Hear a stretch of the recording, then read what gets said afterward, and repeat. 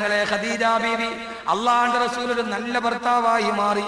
എങ്ങനെ നല്ല ഭർത്താവായി മാറി? എവിടെ തുടങ്ങണം, എവിടെ അവസാനിപ്പിക്കണമെന്ന് ഒരു ഊഹവുമില്ലാതെ ഞാനിന്ന് പറയുകയാണ്. എനിക്ക് പറഞ്ഞിട്ടും മനസ്സ് വരുന്നില്ല. എന്റെ മനസ്സിൽ എനിക്കൊരു തൃപ്തിയായി വരുന്നില്ല. അള്ളാഹുവിന്റെ റസൂൽ ഖദീജയെ മറന്നില്ല. ബഹുമാനപ്പെട്ട ഖദീജ ബീവി മരണസമയത്ത് കിടക്കുകയാണ്. അള്ളാഹുവിന്റെ റസൂൽ അടുത്തു വന്നിരിക്കുമ്പോ എല്ലും തോലുമായിട്ട് ഖദീജ ബീവി അവസാനത്തെ സമയം എന്താണെന്നറിയോ പെങ്ങളെ? കുടിക്കാൻ ഒരു തുള്ളി വെള്ളമില്ലാതെ ചെരുപ്പുണ്ടാക്കുന്ന പാത്രമുണ്ടാക്കുന്ന തോലെടുത്ത് വെള്ളത്തിൽ നനച്ചിട്ട് ആ നനച്ച തോൽക്കഷണമെടുത്ത് പല്ലിന്റെ ഇടയിലേക്ക് തിരികെ വെച്ച് ആ തിരികെ വെച്ച നനഞ്ഞ തോലിന്റെ ഉള്ളിൽ നിന്ന് ഇറ്റിട്ട് വരുന്ന വെള്ളത്തുള്ളി കൊണ്ട് തൊണ്ട നനച്ച് കിടക്കുന്നു ഖദീജ.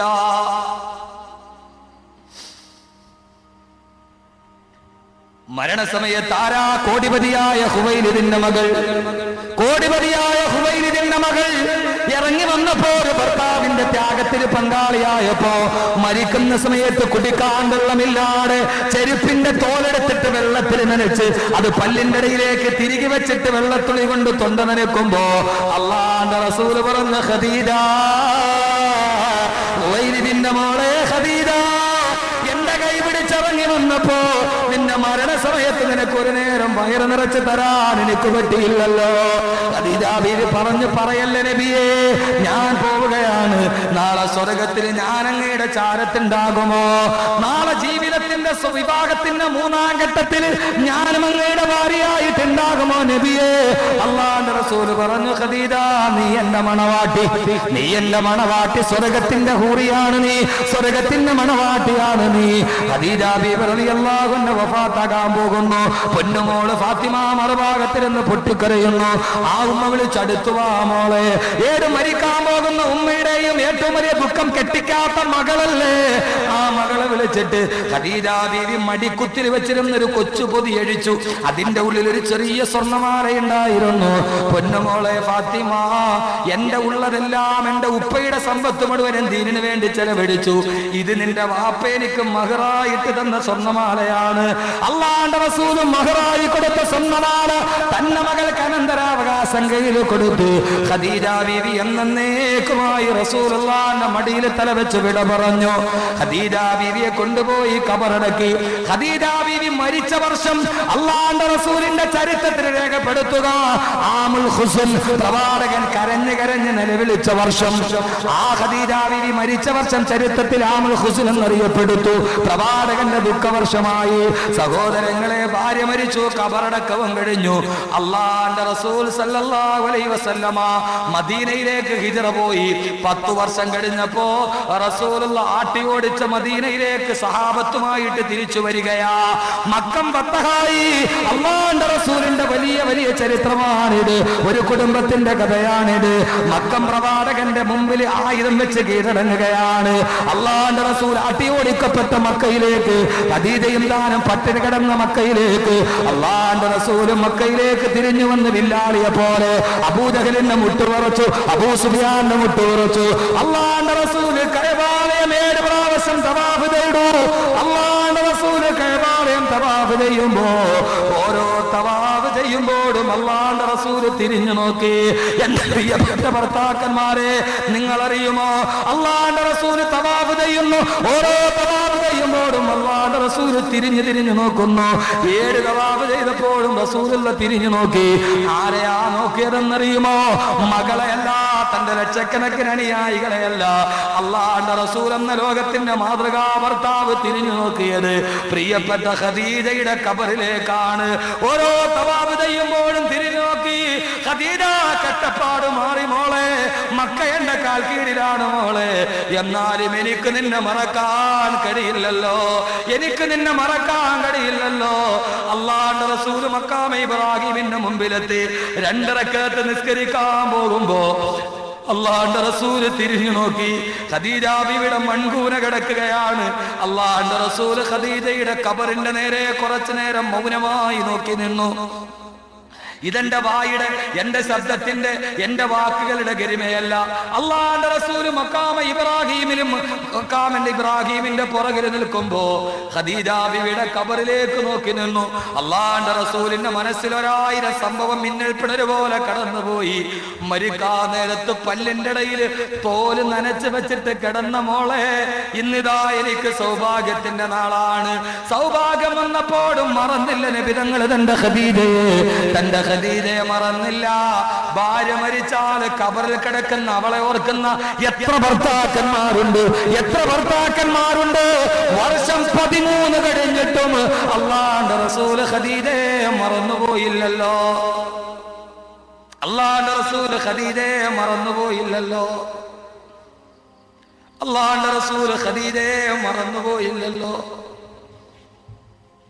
ഈ മറക്കാത്ത ഓർമ്മയാണ് കുടുംബ ബന്ധത്തിന്റെ പ്രകാശം. ഒരിക്കലും മരിക്കാത്ത, നരക്കാത്ത, മങ്ങാത്ത, മായാത്ത ഓർമ്മകളായി സഹോദരിമാരെ തിളങ്ങി നിൽക്കേണ്ടത് വീടിന്റെ ചുവരിലല്ല. ഭാര്യ ഭർത്താക്കന്മാരെ തിളങ്ങി നിൽക്കേണ്ടത് ഫസ്റ്റ് വെഡിങ് ആനിവേഴ്സറിയുടെ അന്നെടുത്ത ഫോട്ടോയുടെ ചിത്രങ്ങളിലല്ല. സ്വന്തം മക്കളെ ഇടത്തും വലത്തും ഇരുത്തി വീടിന്റെ സ്വീകരണ റൂമിൽ നീ വെച്ചിരിക്കുന്ന വെറുതെ കൃത്രിമത്തിന്റെ തട്ടാന്റെ ചിരി വന്ന ഫോട്ടോയിലല്ല. നിന്റെ ഫോട്ടോ ഇരിക്കേണ്ടത് ഭർത്താവിന്റെ ഹൃദയത്തിൽ. പെണ്ണെ, നീ ഇരിക്കേണ്ടത് ഭർത്താവിന്റെ ഹൃദയത്തിൽ. ഭർത്താവെ, നീ ഇരിക്കേണ്ടത് ഭാര്യയുടെ ഹൃദയത്തിൽ.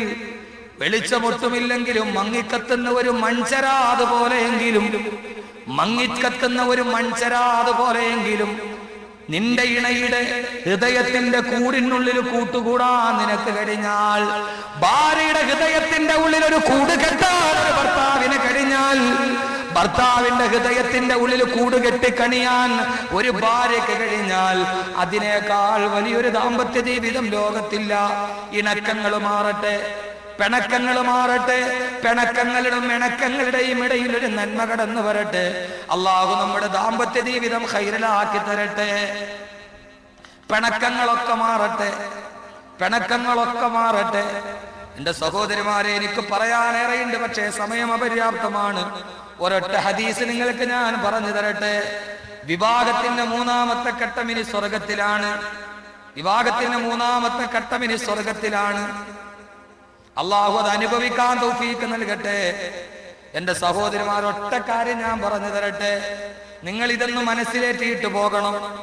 എന്നോട് വിഷമം തോന്നരുത്, വേഷവിധാനം പറഞ്ഞില്ല, മറ്റൊന്നുമില്ല. കാരണം അതാണ് നമ്മുടെ സമയം. ഒരൊറ്റ ഹദീസ്. നിങ്ങൾ വിവാഹത്തിന്റെ 3ാമത്തെ ഘട്ടത്തിലെത്തണം. എന്റെ സഹോദരിമാർ, ഈ ചിന്ത മനസ്സിൽ വെച്ചിട്ട് ഇന്ന് പിരിയണം.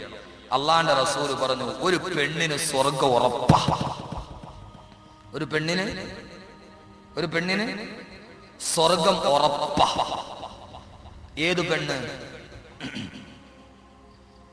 സ്വർഗം ഉറപ്പാക്കാൻ നീ ചെയ്യേണ്ട ജോലി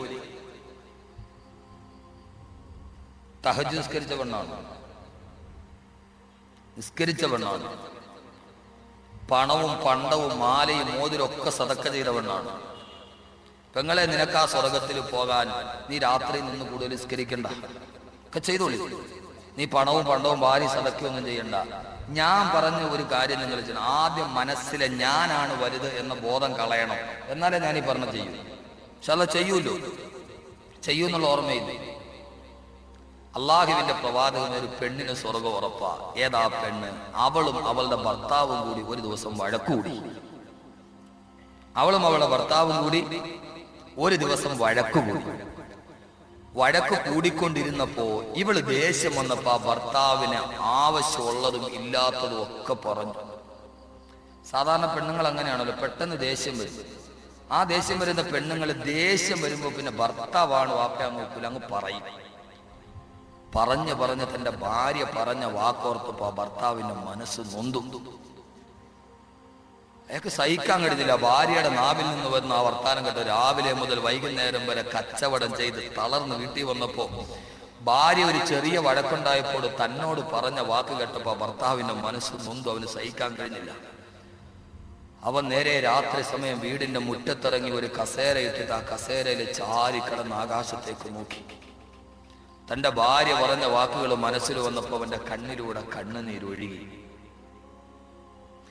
അള്ളാഹുവിന്റെ പ്രവാചകൻ പറഞ്ഞൊരു പെണ്ണിന് സ്വർഗമുറപ്പാ. അവള് ഭർത്താവുമായിട്ട് വഴക്ക് കൂടിയപ്പോ എന്തൊക്കെ വല്ലാതെ അവള് നാവ് കൊണ്ട് വിളിച്ചു പറഞ്ഞു പോയി. അത് കേട്ടപ്പോൾ ഭർത്താവിന്റെ മനസ്സുന്നുണ്ടോ, അള്ളാഹുവേ ഞാൻ ഇത്രയേറെ കഷ്ടപ്പെട്ടിട്ടും അവൾ എന്നെ കുറിച്ച് ഇങ്ങനെ പറഞ്ഞല്ലോ അല്ലാ, അവൾ എന്നെ ഇങ്ങനെ പറഞ്ഞല്ലോ അല്ലാ, സഹിക്കാൻ കഴിഞ്ഞില്ല.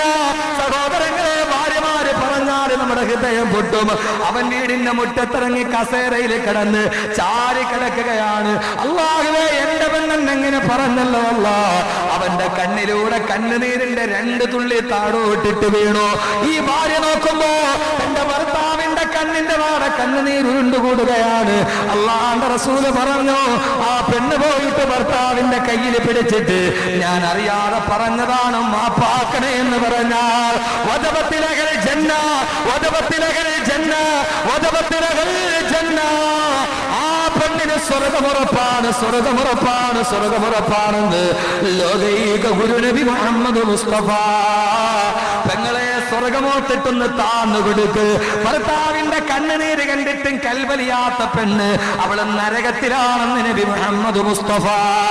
വീട്ടിലൊരു വടക്കുണ്ടായി, ഭർത്താവിന്റെ കണ്ണുനീര് കണ്ടിട്ട് ഒരു ഭാര്യയുടെ കൽബം നലിഞ്ഞില്ലയോ, അവള് പിന്നെ സ്വർഗത്തെ കുറിച്ച് ചിന്തിക്കേണ്ട കാര്യമില്ല. ഭർത്താവിന്റെ കണ്ണുനീര് കണ്ടിട്ട് ഒരു പെണ്ണിന്റെ കൽബ് അലഞ്ഞില്ലെങ്കിൽ പിന്നെ ആ പെണ്ണ് സ്വർഗത്തെ കുറിച്ച് ചിന്തിക്കണം. ഞാൻ ഈ ഹദീസിന്റെ ഇബാറത്ത് എനിക്ക് ഓർമ്മയില്ല. റസൂലുള്ള പറഞ്ഞു, ഭർത്താവ് ഇങ്ങനെ കിടക്കുകയാണ്, ഭർത്താവിന്റെ അടുത്ത് പുറകെ നീ ചെല്ലണം, എന്നിട്ട് നിന്റെ കൈ അവന്റെ കൈയുടെ മുകളിൽ വെക്കണം. റസൂലുള്ള പറഞ്ഞു, അവൻ അപ്പോ തട്ടി മാറ്റി. ഹദീസിന്റെ ആശയമാണ്, ഹദീസ് ഇബാറത്ത് ഓർമ്മയില്ല. അപ്പോ പോകരുത്, വീണ്ടും പോയി തൊടണം. ഇൻഷാ അല്ലാഹ് സഹോദരിമാരെ ചെയ്യും. അള്ളാഹു സ്വർഗം തരട്ടെ. അള്ളാഹു ഈ ബോധം മനസ്സിലെ മിഥ്യാധാരണയൊക്കെ മാറ്റട്ടെ. ഇങ്ങനെ കിടക്കാണ്, പുറകിൽ നിന്ന് പോയിട്ട് കൈ പിടിക്കണം, എന്തൊക്കെയോ അവനെ പറഞ്ഞു പോയി, നിന്നു അള്ളാഹു അങ്ങനെ അങ്ങനെയൊക്കെ പറഞ്ഞു പോയി കൈ പിടിക്കണം, എന്നിട്ട് പുറകിൽ ചെന്നിട്ട് ആ കട്ടിൽ ആ കസേരയുടെ പുറകിൽ നിന്നിട്ട് പറയണം. റസൂലുള്ള പറഞ്ഞ ഹദീസാണ്. പിന്നെ അപ്പോ ഈ ദേഷ്യവും സങ്കടവും ഒക്കെ വരുമ്പോൾ തൊട്ടുപോരുന്നുണ്ട്. നമ്മളൊന്ന് ഗർജിക്കും, പുരുഷന്റെ സ്വഭാവമാണ്, പോകരുത്. റസൂൽ പിന്നെയും വെക്കണം കൈ മുകളിൽ, എന്നിട്ട് പിന്നെ തുടരുതെന്നല്ലേ പറഞ്ഞത്. ആദ്യം പറഞ്ഞ ചൂട് രണ്ടാമത്തെ പറച്ചിൽ ഉണ്ടാവൂ. ആദ്യം തൊട്ടപ്പോ ചാടിയതുപോലെ പുലി കടിക്കണ മാതിരി ചാടുവോ? രണ്ടാമത് ഒന്നുകൂടി പറയും, തുടരുതെന്നല്ലേ എന്നോട് പറഞ്ഞു.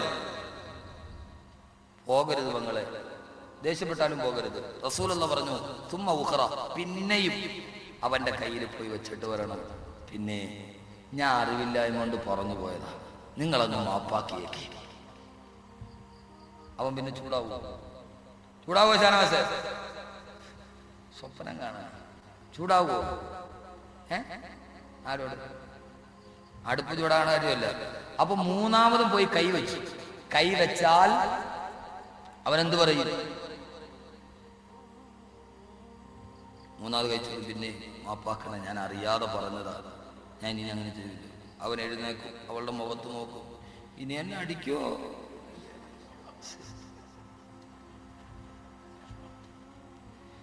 ഞാനൊരു കാര്യം നിങ്ങളോട് ആത്മാർത്ഥമായിട്ട് ചോദിക്കട്ടെ. നമുക്ക് നമ്മുടെ ഭാര്യയോട് ഏറ്റവും കൂടുതൽ സ്നേഹം തോന്നപ്പോൾ അവൾ നമ്മളെന്തൊക്കെയോ പറഞ്ഞു, നമ്മുടെ മനസ്സ് വല്ലാതെ നൊന്തിരുന്നിട്ട് ആ പെണ്ണ് വന്നിട്ട് കൈ പിടിച്ചിട്ട് പിന്നെ ഞാൻ അറിവില്ലായ്മ കൊണ്ട് പറഞ്ഞു, നിങ്ങളങ്ങ് മാപ്പാക്കണേ എന്ന് പറഞ്ഞാൽ നമുക്ക് സ്നേഹം കൂടുവോ കുറയുവോ? എന്തു പറയുന്നു? കൂടുവോ കുറയുവോ? നമുക്ക് ഭയങ്കര സ്നേഹം അവളോട് കൂടും. അള്ളാഹു ആ തൗഫീഖ് നൽകി അനുഗ്രഹിക്കട്ടെ.